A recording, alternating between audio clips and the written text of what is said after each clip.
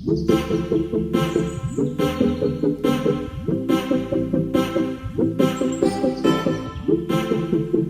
semuanya, balik lagi sama aku Nisa di Pop Kreatif, podcast anak kreatif. Jadi hari ini nih, aku kedatangan tamu spesial banget di podcast aku nih. Katanya sih dia mau mengenalkan karyanya dia yang udah dia bikin. Katanya dia mau bacain sedikit atau menceritakan sedikit karyanya ke kita semua nih yang ada di sini. Oke, baik, langsung aja perkenalkan diri dulu nih bintang tamu kita. Halo semuanya, nama aku Natasha Distian. Aku dari Universitas Multimedia Nusantara, Angkatan 2020, jurusan Ilmu Komunikasi. Oke, halo Sasa. Kita panggilnya Sasa ya teman-teman. Jadi hari ini kamu hadir di sini bertujuan untuk mengenalkan karya kamu atau karya yang sudah kamu tulis sendiri, betul? Benar-benar. Oke, untuk karyanya sendiri itu sebenarnya berupa apa sih? Karyanya ini tuh novel mini, ya. Oh, novel mini. Kira-kira berapa halaman?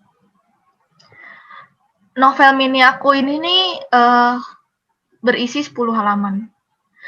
Terdiri dari 4 bagian. Yang pertama ada prolog, terus pertemuan, sakit hati, dan lembaran baru. Oke, kalau dilihat-lihat dari judulnya nih, maksudnya dari bagian-bagiannya, itu kira-kira isinya tentang apa sih? Jadi, novel ini itu tentang pengalaman percintaan aku semasa aku SMA. Gitu. Oke, langsung aja ya, sebelum kita masuk ke sesi tanya jawab nih, apakah itu pengalaman pribadi atau bagaimana? Langsung aja kita kasih kesempatan untuk pendengar dapat mengetahui isi dari novel mini karya Natasha Adistian. Oke, langsung aja, Sasa silahkan. Tak percaya lagi apa yang namanya cinta. Namaku Natasha. Aku lahir di kota kecil dekat Bandung. Sejak kecil, aku sudah tinggal di Jakarta. Aku bisa dibilang gadis yang pandai untuk berinteraksi dengan banyak orang, ceria dan humoris. Namun, di balik semua itu, aku juga banyak memendam rasa sedihku. Pada kesempatan kali ini, aku akan menceritakan kisahku semasa SMA. Kisah ini dapat dibilang romantis dengan paduan sedih dan takut. Kisah ini bukan hanya menceritakan kisah percintaan remaja pada umumnya. Kisah ini kubalut dengan perjalanan hidup yang sebenarnya tidak semudah yang kukira sebelumnya. Mungkin, kisahku ini tak seseru orang lain. Namun, kisah ini yang dapat membawa hidupku sampai ke titik ini. Titik di mana aku sudah tidak mengenal lagi apa arti cinta yang sebenarnya. Susah untuk mencintai seseorang begitu dalam lagi. Aku harap kalian yang sudah menyempatkan waktu untuk membaca kisahku dapat mengerti dan menyadari bahwa kalian itu tidak sendiri dalam hal ini. Aku ada di sini untuk menemani kalian yang memiliki cerita sama seperti aku. Tahun 2017, tahun di mana aku baru memasuki sekolah menengah atas. Aku sangat gugup karena aku pindah ke sekolah baru di mana aku tidak mengenal murid-muridnya. Hari pertama masuk sekolah pun tiba. Aku datang diantar oleh supirku, memakai seragam putih abu-abu, jalan memasuki lorong sekolah menuju aula. Hari demi hari berlalu. Tidak terasa, telah 1 minggu aku memasuki sekolah. Banyak sekali teman yang aku dapatkan. Tidak hanya dari kelasku, tetapi aku juga berteman dengan murid dari kelas lain yang tidak kalah seru dari kelasku. Jam istirahat pun tiba. Aku bersama 5 temanku jalan menuju kantin. Di sana, kami duduk di kantin lantai pertama. Dari kejauhan, aku melihat seseorang lelaki tampan yang sedang turun dari lantai 2. Siapa itu? Tanyaku. Temanku yang memang dari dulu sudah bersekolah di sana menjawab. Oh, itu Maxi, dia kakak kelas kita. Dari situlah aku mulai penasaran dan ingin mengenal dia lebih dalam. Sosok Maxi sangat menarik bagiku. Wajahnya yang tampan, gayanya yang cool dan juga bad boy. Saking penasarannya, Aku memberanikan diri untuk memfollow dia di Instagram. Tak lama kemudian, dia langsung mengikuti balik akunku. Aku pun sangat senang. Maximo Kaloha nama panjangnya. Setiap hari, aku hanya dapat melihat dia ketika jam istirahat. Karena kelasku dengan dia jaraknya lumayan jauh. Sepulang sekolah, aku duduk di halte sekolah menunggu jemputan. Tiba-tiba, ada seseorang yang menghampiriku. Ternyata itu Maxi. Aku pun sangat kaget dan gugup. Dia memanggil aku dan kita berbincang. Kita berbincang mengenai bagaimana aku dapat pindah ke sekolah baru ini. Kita juga membahas mengenai guru-guru, bercanda dan bergurau. Setelah setengah jam kami berbincang, jemputanku pun datang dan aku pulang. Di rumah, aku terus memikirkan percakapan aku dengan Maxi. Aku tidak menyangka dapat berbicara dengan dia.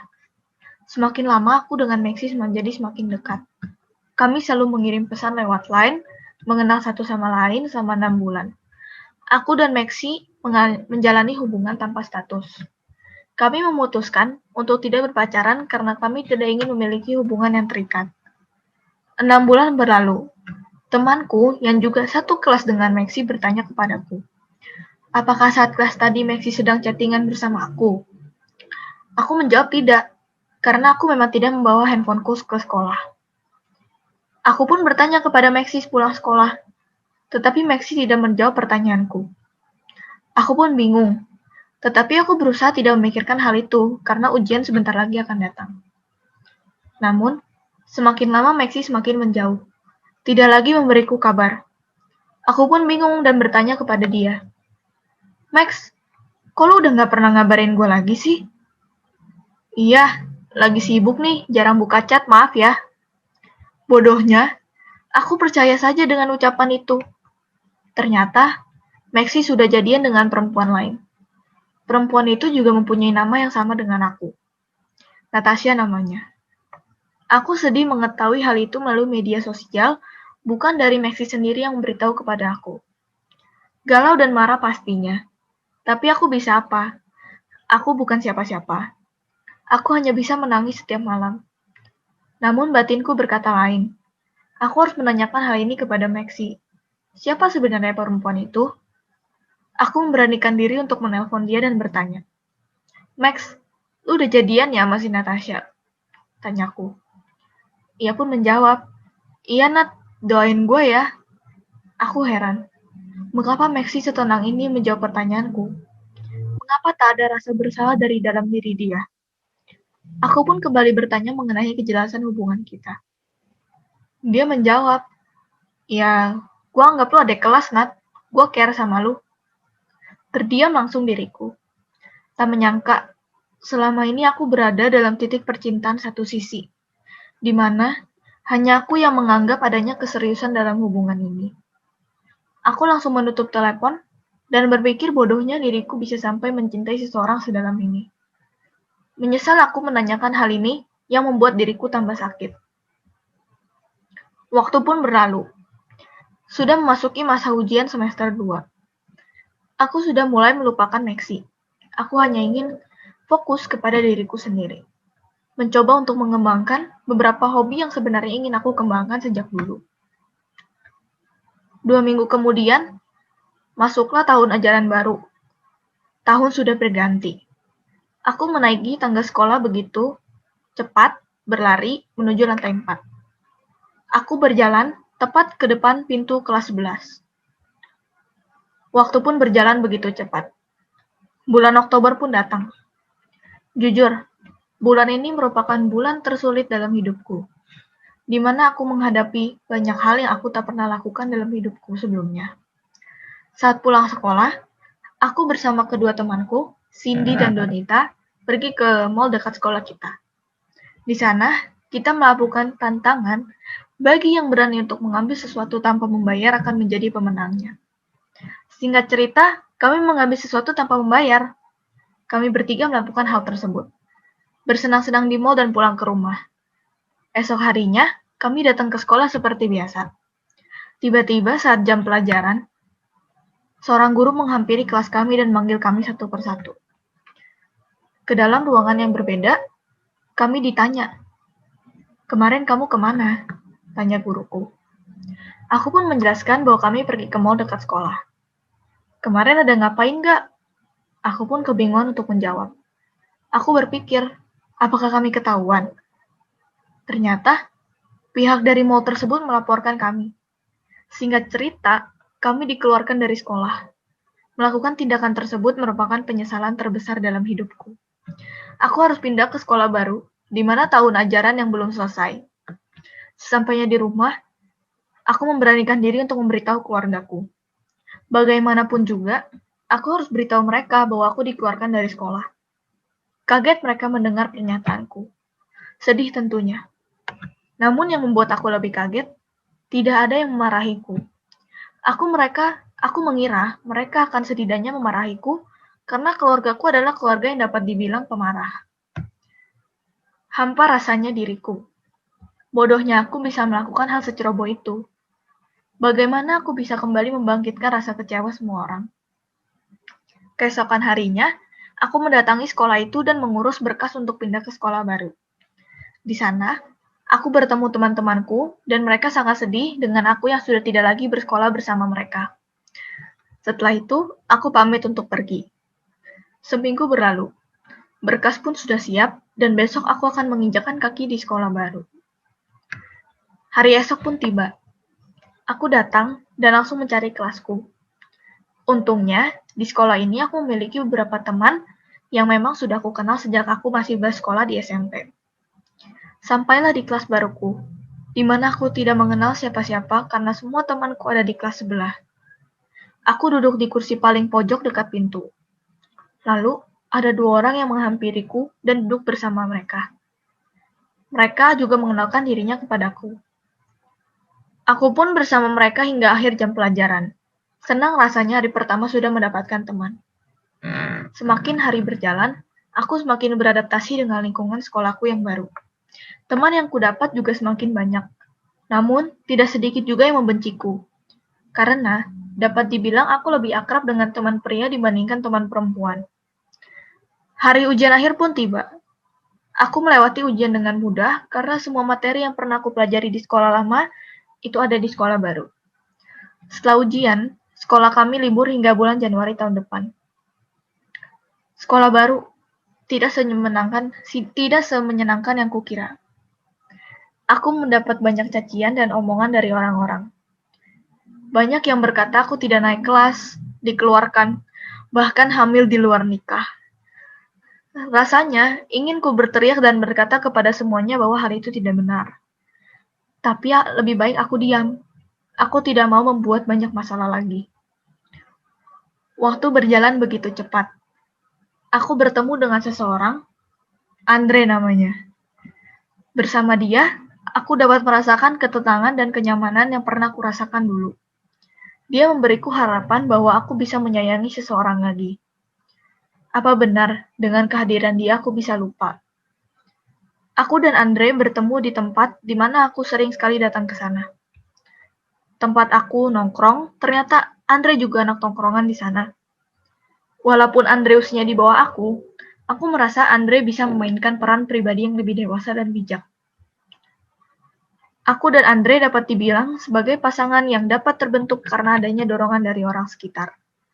Teman-teman tongkrongan semua mendukung aku untuk bersama dengan dia. Setiap hari aku chat dengan dia. Aku sempat bertanya bagaimana dia bisa mengetahui aku. Padahal, kalau pergi nongkrong di tempat itu, jarang sekali aku melihat Andre. Dia bilang bahwa dia telah mengetahui aku jauh sebelum aku suka nongkrong di tempat itu. Aku pun bingung, bagaimana dia bisa mengetahui itu? Ternyata dia sering melihat aku di Instagram temanku. Dia mengetahui bahwa memang sudah lama ingin mengenal diriku. Semakin hari, aku dan dia semakin dekat dan mengenal satu sama lain. Nyaman diriku bersamanya. Seperti sudah tidak ada lagi beban kegalauan yang sudah kupikul selama ini. Bulan Januari 2020. Bulan di mana sekali lagi hatiku hancur.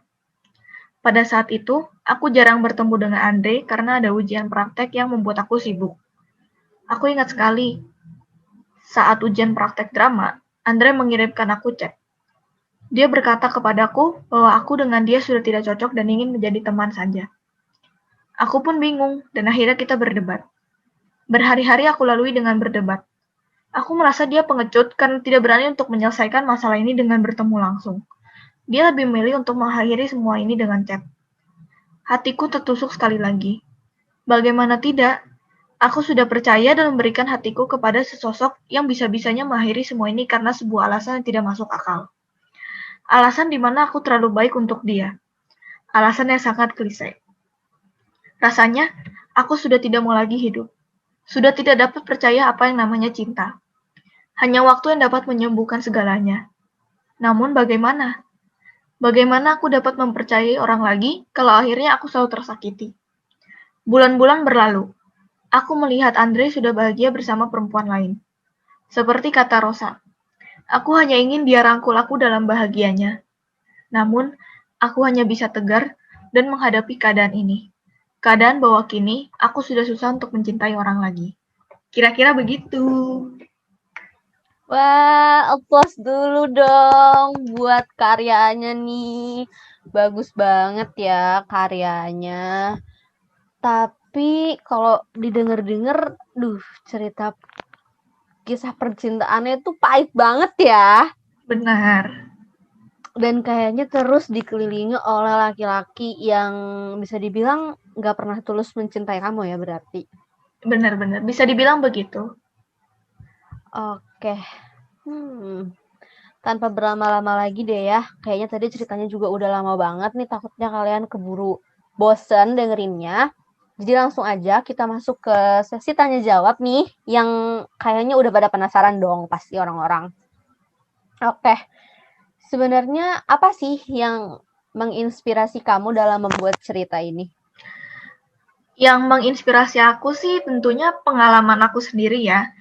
Pengalaman di mana yang membuat aku itu kosong gitu loh, dalam ruang hati tuh udah kosong. Sekarang tuh udah nggak bisa lagi mencintai seseorang sebegitu tulusnya karena udah berkali-kali disakitin seperti itu kan. Jadi aku ingin ngasih tahu orang kalau sebenarnya ada loh yang kayak gitu, nggak cuma di film-film atau sinetron doang. Jadi bisa dibilang mati rasa lah ya kalau bahasa zaman sekarang. Bisa dibilang begitu sih. Oke. Kalau untuk penulisannya sendiri nih, apakah ada halangan atau hambatan gitu kayak tiba-tiba ceritanya, aduh nggak bisa lagi nih ngelanjutinnya, bingung dari mana lagi mulainya atau gimana gitu ada?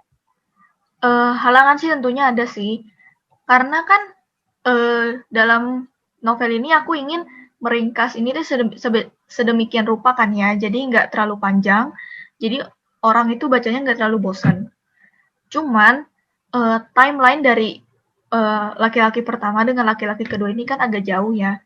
Jadi mungkin hambatannya di situ, gimana aku bisa mengemas cerita itu biar timelinenya itu kelihatan sejajar, gitu sih. Oh, iya iya iya, oke oke. Berarti dengan hambatan-hambatan yang ada nih, kira-kira pengerjaan penulisannya itu berapa lama? Seminggu sih ya, karena seminggu itu 3 hari tambah 4 hari. Jadi 4 hari yang kemarin itu sudah dipakai untuk membuat karya ini dan 3 harinya itu untuk revisi. Seperti itu. Oh, oke. Dan kita kan pasti kalau menulis sesuatu tuh ya, pasti kan nggak mungkin dong kalau cuma hanya ingin menulis aja nih, pengen berbagi cerita aja, nggak mungkin kan? Pasti ada sesuatu di balik itu. Nah, tujuan kamu menulis karya ini itu sebenarnya apa sih sampai akhirnya berani untuk mempublishnya di sini? Tujuan aku sih sebenarnya aku pengen orang-orang yang baca novel ini tuh biar mereka tuh tahu sebenarnya kalau zaman sekarang menurut aku, apalagi zaman SMA ya, zaman kita masih bocah-bocahnya, masih bisa nakal-nakalnya, itu kita nggak usah terlalu sayang sama orang tuh sebegitu dalamnya. Karena kalau misalnya udah disakitin, itu kayak bisa membuat dunia kamu tuh seakan-akan tuh udah hancur gitu. Kayak gitu sih sebenarnya pesannya. Jadi intinya kita tuh dalam mencintai seseorang jangan terlalu dalam lah ya. Iya, kayak kita juga harus lihat sebenarnya orang ini tuh tulus atau tidak sama kita. Begitu. Oke, berarti semakin ke sini kamu tuh semakin mengerti ya orang-orang yang tulus sama kamu dan orang-orang yang hanya ingin main-main gitu. Iya, berdasarkan pengalaman sih pastinya semakin mengerti sih. Oke, baik. Untuk amanat sendiri, untuk amanat yang ingin kamu sampaikan nih antara amanat yang tersirat maupun tersurat, apakah ada? Ada sih amanatnya itu sebenarnya hampir mirip sama yang tadi aku bilang. Ada satu kalimat, pokoknya itu kalimatnya itu artinya jangan terlalu berharap lebih kepada orang lain. Karena belum tentu orang lain itu berharap lebih kepada kita. Waduh. Sakit banget nih ya pasti. Sampai sekarang loh, sampai nggak bisa lupa loh ceritanya. Oke deh. Nih, terakhir. Untuk dua pria yang ada dalam cerita kamu nih, ada nggak pesan yang ingin disampaikan ke mereka seandainya nih mereka baca atau mereka nonton video ini? Apa pesan yang ingin kamu sampaikan ke mereka? Pesannya, menurut aku, jadi laki-laki itu jangan suka memainkan perasaan perempuan ya. Karena namanya karma itu ada ya. Benar banget. Namanya karma itu ada. Dan sekarang aku sudah ngelihat sendiri, mereka itu mendapatkan karma yang harusnya mereka dapatkan gitu loh, Nis. Dari laki-laki yang pertama, kan sudah diceritakan dalam novel tadi, kalau dia itu jadian sama perempuan lain yang namanya sama kayak aku kan. Iya. Setelah mereka beberapa lama jadian, mereka putus, dan ceweknya ini cerita kepada aku, kalau sebenarnya dia itu juga cuma dimainin doang. Jadi kayak, gimana ya, karma gitu. Sampai sekarang pun lelaki itu tuh nggak pernah dapet seseorang yang emang tulus mencintai dia apa adanya. Jadi iya karma sih ya benar bisa dibilang seperti itu. Oke deh kalau gitu. Sepertinya sudah cukup ya sharing-sharingnya karena berhubung durasinya nih takutnya terlalu lama nanti orang-orang juga boring ya nontoninnya. Oke, baik. Jadi intinya guys, kalian itu jangan mencintai seseorang sebegitu dalamnya dan jangan menaruh harapan lebih pada seseorang karena belum tentu orang itu juga menaruh harapan lebih pada kalian. Oke. Baik, terima kasih Sasa untuk waktu dan kesempatan ini karena udah bersedia hadir di podcast aku. Oke, Terima sekian. kasih. Sama-sama. Sekian dari kami. Untuk kurang lebihnya mohon maaf. Kami berdua pamit undur diri. Terima kasih. Terima kasih Bapak Randi.